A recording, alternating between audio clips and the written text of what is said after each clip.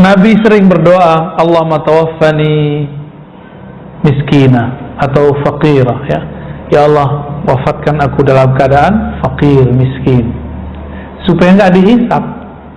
Maka beliau sebelum wafat itu diserahkan semuanya. Disebutkan dalam hadis, nahnu ma'asyarul anbiya lam nuwarris dinaran wala dirhaman. Kami para nabi tidak mewarisi dirham, dinar, tapi kami hanya mewarisi al-ilm, ilmu, ya. Ada 3 macam kefakiran. Ini penting sebelum kita selesaikan, ya.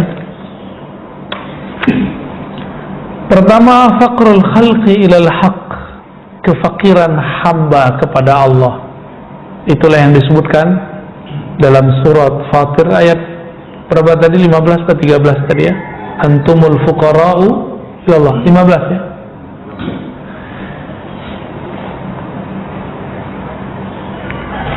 Fakir hamba kepada Khalik, ini standar, ya. Yang kedua, faqrul awam wa wa'adumul mal wa arad dunya. Ada fakir orang awam. Ada fakir yang ketiga, faqrun nafs, orang yang fakir jiwa. Ini gawat. Kalau fakir jiwa itu yang kita tadi sebut, mentalnya mental fakir, mentalnya mental fakir, ya. Wa hadzal fakir la yughni syai' wa hadzal faqr huwa alladhi ta'awwadha minhu an-nabi sallallahu alaihi wasallam, ya. Inilah yang Nabi sindir. Nabi enggak suka dengan orang yang bermental fakir miskin. Nabi suka dengan orang fakir miskin, tapi tidak suka dengan orang bermental fakir. Apa itu? Orang yang enggak pernah merasa cukup meskipun sudah ada kecukupan. Maka saya udah pernah nanya di sini, orang koruptor itu kaya atau enggak? Dia korupsi, dia sebenarnya udah berkecukupan, kan? Iya. Kita masih hangat mendengar dulu ada profesor hukum, dia seorang lawyer, masih korupsi. Kurang apa duitnya udah banyak? Kan itu mental. Mental kalau dia ngeliat duit hijau gitu, itu berbahaya sekali. Semua kita seneng dapat duit, bener gak? Tapi mentalnya jangan mental yang kalah sama duit itu, ya. Dan Nabi SAW mengatakan, "Lau kana libni Adam wadiyan min zahabin labtagha ilaihima thalithan." Seandainya manusia itu udah punya aset 2 gunung, 2 lembah, dia nggak akan puas kecuali nambah yang ketiga. Makanya dulu kita waktu masih jomblo, gaji 50.000, oke, terima. Naik 500.000, oke, puas. Kemudian lihat, kayaknya orang enak ya punya motor, beli motor, pengen beli motor, kita belilah motor. Udah kebeli, gaji naik, jadi misalnya 5 juta. Waduh, kayaknya enak ya kalau punya mobil.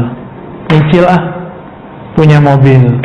Beli mobil yang ya harga-harga 100-an. Pas dipakai kok kurang gede, ya. Wah, kayaknya pengen yang gede lagi. Begitulah terus. Kayaknya enak ya kalau punya mobil segede itu. Belilah mobil segede itu. Gaji dia sekarang udah naik jadi 25 juta sebulan. Tapi mobilnya apa? Mobilnya cicilannya 15 juta sebulan, sisanya berapa? Rumahnya cicilan 7 juta sebulan, sisanya berapa? Ini mentalnya fakir juga jadinya. Maka masa pandemi banyak orang yang bergaji besar itu tiba-tiba dipecat atau tunjangannya habis. Sengsaranya bukan main. Gaya hidup melebihi kemampuan. Gak usah dipaksa, lepasin, ya. Gak usah dipaksa. Gak usah gaya-gayaan. Kita gak akan bahagia kalau orang ngomong, kamu kaya ya, kamu keren ya. Enggak, kita gak akan bahagia. Bahagia itu kita yang tahu sendiri. Dia tersembunyi di dalam diri kita. Gak akan bahagia, Pak, dengan kata-kata orang, ya. Maka orang yang paling sengsara di muka bumi adalah orang yang ngikutin selera-selera makhluk bumi. Orang yang ngikutin kata-kata orang di bumi, ya.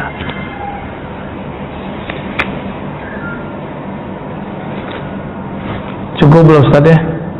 Ustaz cukup? Yang ngantuk antum nih. Ada yang belum tidur, antum yang ngantuk.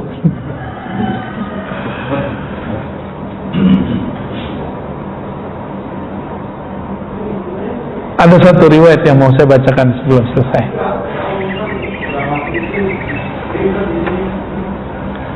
Sayyidatuna Aisyah mendengar Nabi bersabda, "Iyyakum mujalasatil mauta."